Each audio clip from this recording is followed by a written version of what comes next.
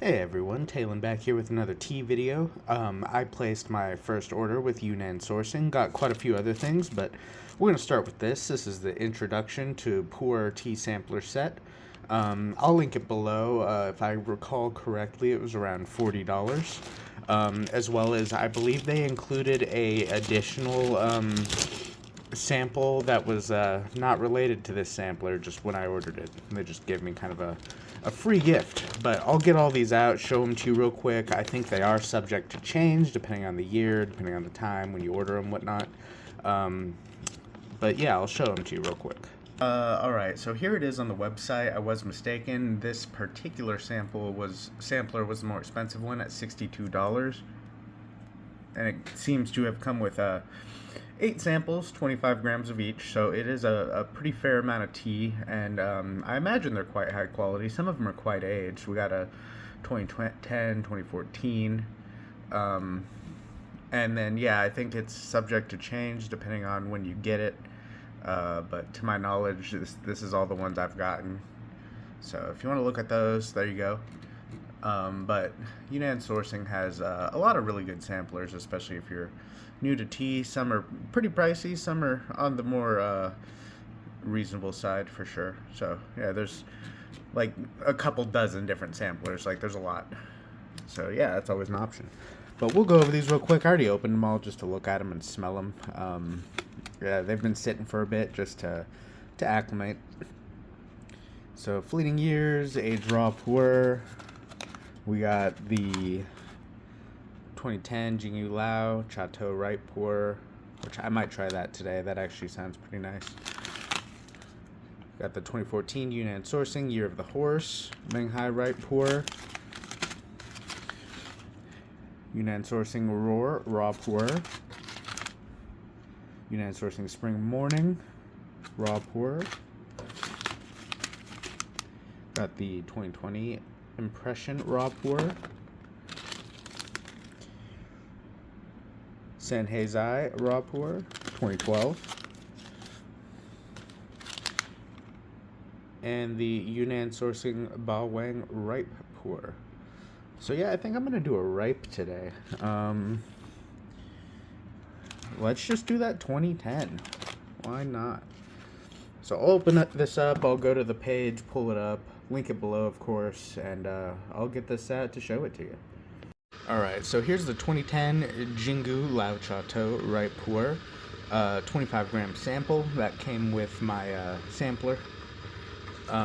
Going back to Lao Chateau, these are the ones that are basically when they're aging ripe pour, they have it in a pile, they pile ferment it, and when they're turning it and letting it sit, these little like nuggets kind of form from the pressure and then the heat from just the fermentation of the leaves. Not a lot of them form, they seem pretty sought after, but during every fermentation, like a small amount of these form basically. I guess they call it wet piling, is the fermentation, but this is a 2010 one. Lao Chateau, so far I've tried 2 others, one from, I believe it was White Two Tea, and then one from Mayleaf, that the Witch's Nugs or whatever. So far it seems like a normal pour, just a normal show pour, nothing crazy. They do seem nice, and I will say so far they last for a ton of steeps. This one is a very extremely reasonable price. Like, you can't really beat $7.75 for 50 grams. That's pretty insane. That's pretty cheap. You can get a lot of this tea for next to nothing if you're real into it. I'll read this descriptor for you real quick. I've had it on here for a while, so you could pause it and read it yourself if you wanted. But let's see. These smaller Chateau are from 2010 Wet Pile Bash Jingyu Harvested Tea, aged in Jingyu Tan from 2010 until 2024. These are well aged with little to no wet pile taste. Creamy, chocolatey, smooth, and sweet ripe tea that lasts many, many steeps. Nice warming key and lubricating mouthfeel from start to finish. We highly recommend brewing these grandpa style in a vacuum tea flask to get the best extraction. We recommend using one of the 3 products below for steeping 10 grams for 60 minutes or more while using just off-boiling tea.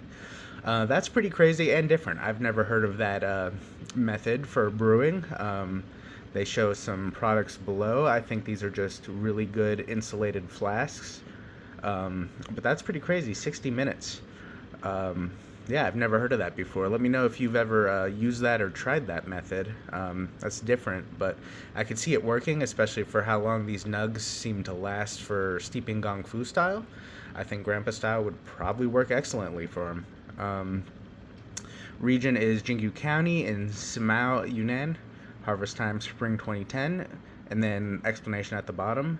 Cacao is a kind of tea nugget that forms naturally from pressures of compression and heat that occurs during fermentation process. Typically during fermentation to make ripe pu'er, this tea is about, there is a pile of tea about 1 meter high. It is kept wet to allow the fermentation process, and the pile is turned every few days to allow for an even degree of fermentation. Moving the tea from the bottom of the pile where it is hotter and wetter to the top of the pile where it's cooler and drier, the cacao are the leaves that ball up and get stuck together. The best cacao are the ones that have not been over-fermented and are smaller in size, like these. So there's the explanation. I'll link it below, of course. I'll be brewing it today at 212 Fahrenheit in this gaiwan. It's a Yixing clay gaiwan. And I will get that started. Alright, just to show you, there's the wash. I did a wash a little longer than I normally would. Probably about 15 to 20 seconds rather than as instant as possible, just because these are like little nugs. And let me give you a smell profile on these wet leaves real quick.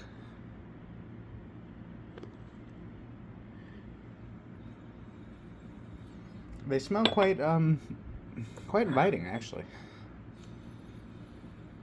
Kind of a smooth, almost creamy scent, I'd say. A little bit chocolatey as well. Not like fresh chocolate, more like cocoa, I'd say. It's like creamy and like cocoa-y. It's pretty nice. But here's the first steep. There's the wash, just so you can see the difference there.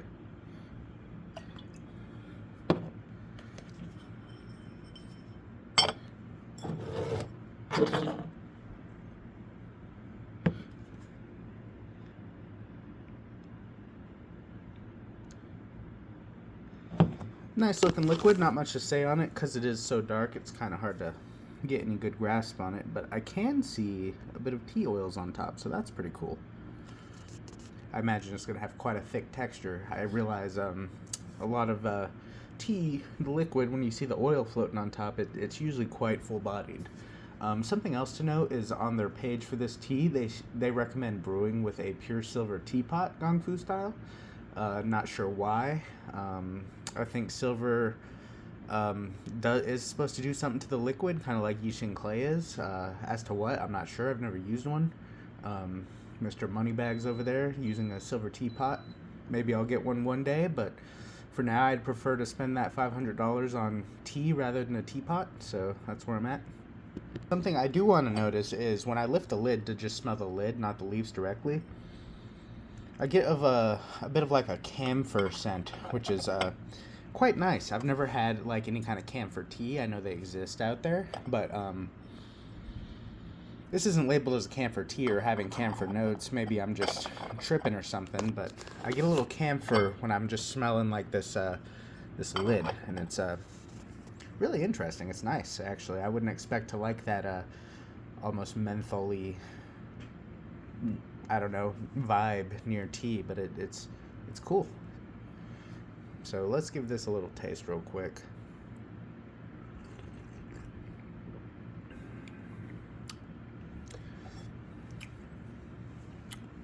That is a very enjoyable.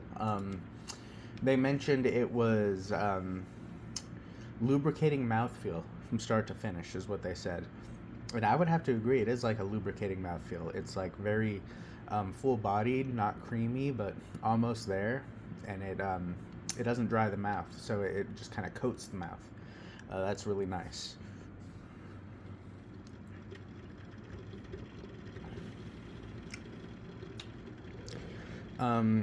Earthy, a little bit of those cocoa notes. Otherwise, just really, I guess I would use smooth both on mouthfeel and just kind of going down, like it's warming. It kind of warms your throat and your chest a little. It's really easy drinking, like nothing crazy going on with it, but just super warm and inviting. And with the price, could easily be a everyday brew for sure. I imagine as you brew this more, like with most teas, more of those tannins will come out, so it might get a little mouth drying or a little bit astringent, but for now there's absolutely none. Yeah, it's like a really thick liquid, like a nice like coating mouthfeel that just goes down easy. It's kind of a little bit of like just a lingering earthy, kind of like a fresh soil, just kind of coating your mouth, and a bit of sweetness in there as well, and then a bit of that like just a hint of cocoa. Yeah, just it's real nice. I enjoy this one a lot, actually. I'll do a second steep just to see if I get a little more out of it. I don't imagine I will, but I'll do that and then finish it off and tell you my final thoughts. Alright, here is the second steep. I've let it go for about 30 seconds, give or take. They did recommend brewing this grandpa style, so I'm sure steep time probably doesn't matter a whole lot with this. As long as you don't do too little, you'll probably have a pretty good outcome. So that's pretty convenient about this tea, I'd say.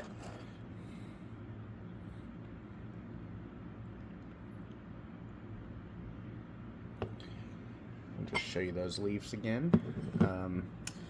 I don't think they're barely opened up. I think that's one of the reasons this tea tends to last so long, is these chateaus, I think they call them.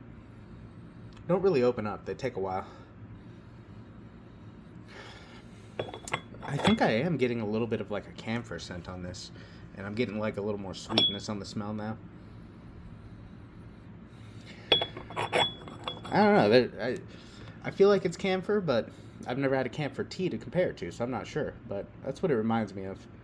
Kind of reminds me of like kind of a vague menthol thing going on. And maybe at some point I had a camphor tea in this gaiwan. I don't think I have. I only use it for show pour. I don't think I've had any camphor pours yet. So the liquid's still looking nice and dark. I don't think I see any tea oils this time like last time. Oh, I see a little. Yeah, there's definitely a little. Alright, let's give this second steep a little taste.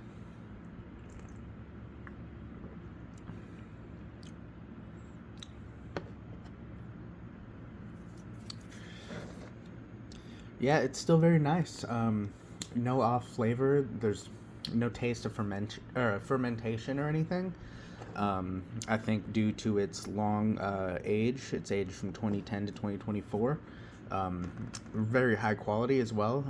2010 spring harvest from Yunnan, of course, Yunnan Sourcing. And the price is right. It's just under $8 for 50 grams.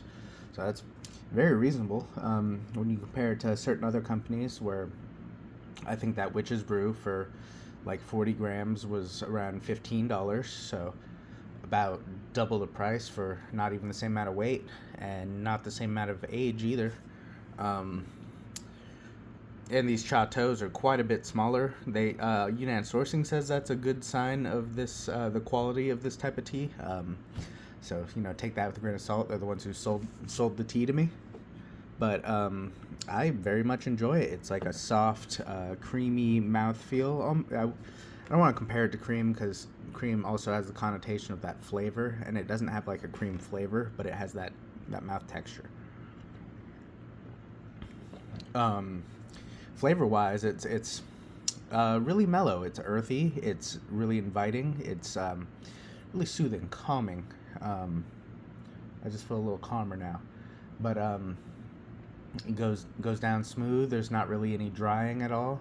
They say it's lubricates the mouth. I'd have to agree.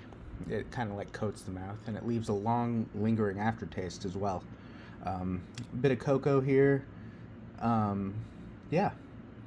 So I would definitely recommend giving this tea a little try. $7.75 for their smallest amount at 50 grams, or you can get the sampler, and hopefully this tea still comes in the sampler. But I think that's all I have to say about it today. Leave a like if you enjoyed. Subscribe for more tea content. Leave a comment. Let me know what you think. Have you ever had this type of tea? Have you ever brewed it how they recommended, grandpa style, for just leave it in a thermos for an hour? Is that something a lot of people do? It sounds interesting. But thanks for watching. See ya.